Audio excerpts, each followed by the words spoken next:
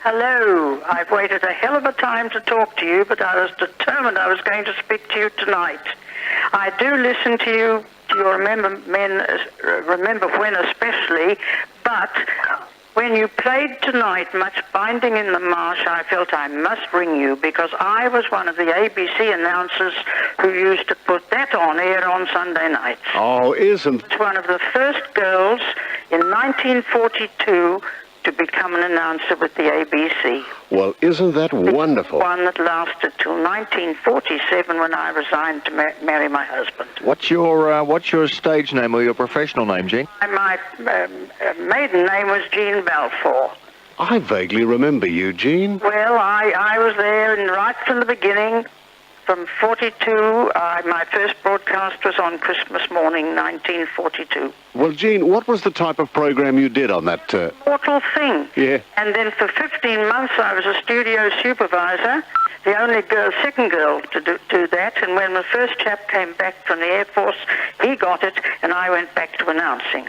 And what were the shows that were... all sorts of things. We did everything. The Village Glee Club, yes. All those things. And we girls used to announce the concerts from the town hall.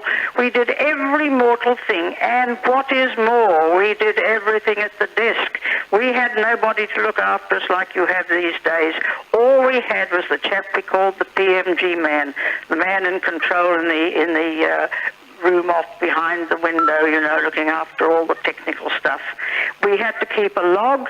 We had to account for every second. We watched the clock, and everything had to go to split time. And of course you'd be on relay too, Jean, throughout the ABC. And when I was running the women's session, which was later on, I did that also while I was announcing, when Jane, the famous one, who'd been for 17 years the most marvellous woman in charge of the women's session, and she died suddenly, and I was still announcing, but they gave me the job immediately. I'd had to take it on at 12 hours' notice, and I did that, and I announced the first broadcast after the war in 1946 of the arrival of the Duke and Duchess of York at Flemington and everything, when the things Jane used to do before the war. Oh, I really had a most interesting, but by gosh, it was a demanding time, I can tell you. Jean Balfour, I'm sure a lot of our listeners will recognise your voice. Boy, do you know, I'm now over 80. Well, you're marvellous. I'm sure there might be a few people still alive. Unfortunately, a lot of my contemporaries are going off. I tell you what, you ladies that have been in radio, and I mentioned Louise Humphrey and many others. Go back almost to her. But did do quite a stint with Norman Banks, with Terry Deer and Eddie Balmer. I used to relieve when Joan went on holiday and Dorothy Bush. I had to do a test. Actually, singing was my particular love, and I was at the Melbourne Conservatorium. And unfortunately, my mother became very ill, and I had to give up all thoughts of a singing career. But I kept up my studies, and then 3UZ had a competition, I think it was 32, to find the best singing voice in radio and the best speaking voice. Well, I won the speaking voice competition, and I didn't worry about it for a while because the prizes were 1 guinea, with which I bought a lovely reproduction of a Hans Huysen painting, and a free film test with FT Films. Well, I duly went to see Tom Holt, who was the managing director of FT Films then, and he put off and put off and put off. And then there was a film, and now, of course, at this age, I can forget something. I can't remember the title, but Beryl Walkley was the leading lady, and Frank Tarrant the leading man, and George Wallace was the comedian. It was hysterical. It was absolutely marvellous. And quite a few of us girls who were, not in radio or doing anything at that time, we were in the crowd scenes. Beautiful evening gowns at the ballroom and all that sort of thing. So after this was over, I went back to Tom Holt and I said, look, you've never given me my film test. Oh, he said, you had it in that film. Oh, I said, what rot. Anyhow, I gave away the idea altogether. Then I suddenly thought, I'd like to try radio. So I went to see, Sid Morgan, who was managing director of CKZ. they gave me an audition, and I was taken on to relieve when the other girls went off, the other two, Dorothy and Joan, who was Naomi Millward.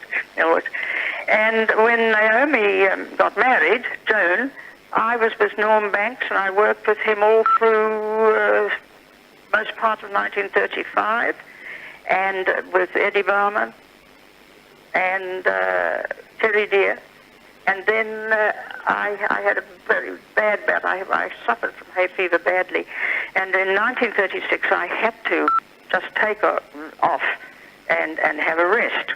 When I came back, I used to do a thing with Norm Banks called The Grocer and Madam. We did that for 6 months. And then after that, I gave it away. And then I didn't even think of radio till the war came. And I went to see the managing director of the ABC, and with about a couple of hundreds, I think, of us auditioned. And I was one of the first girls to be taken on. Gina, will be of interest to you to know that Naomi lives in retirement in Kentucky these days in the United States of America, and Eddie Barmer gave me her address. Oh, is she really? Well, I have a cousin in Kentucky. What part is she in? I don't know, but if you care to drop me a line, you're talking to Philip Brady, if you drop me a line to 3AW, I can put you in touch with Naomi all these years later. Would be marvellous. And if Eddie Barmer's listening tonight, I bet he'll be thrilled to hear your voice. Oh, well, I heard his the other night for the first time, of course, because I do listen to you frequently. Well, now, when we've finished our conversation with you, hang on, because Wes Turnbull will get your phone number off the air, because I wouldn't be at all surprised that we'd want to speak to you at length at a later date. Jean? Oh, fine. Thank you, Phil. It's good to have a word with you. Jean, it's a real treat to have spoken to you tonight. Oh, thank you. I was just moved to ring because I still remember Much Binding in the Marsh. Yeah. And that other one in which that fellow was played the part of Dudley Davenport. And I often say some of the things he used to say in those recordings that remind me of him. He was very funny. Yes. Well, Jean Balfour, it's been lovely chatting with you. We didn't expect this, but... My husband died 18 years ago, actually, but I was married in 47. Yes. And I have a son who's at the bar and a grandson of 5. And I'm now, at my age, I've got a few disabilities and health problems, you know. Well, you're sounding marvellous, and once a radio performer, always a radio performer, Jean.